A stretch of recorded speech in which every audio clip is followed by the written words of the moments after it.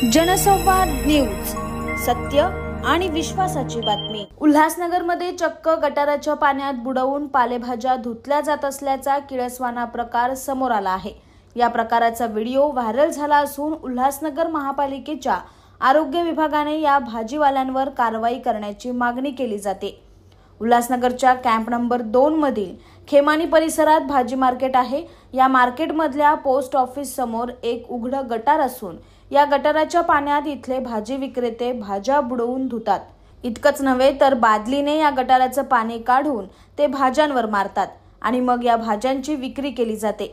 या प्रकारचा व्हिडिओ समोर आला आहे। एकीकडे तंदुरुस्त राहण्यासाठी आहारात हिरव्या भाज्यांचा वापर करण्याचा सल्ला डॉक्टरांकडून दिला जातो, मात्र त्या भाज्या जर अशा गटाराच्या पाण्यात बुडवलेल्या असतील तर याने मात्र आरोग्याचा फायदा कमी आणि नुकसानच जास्त होऊ शकतं।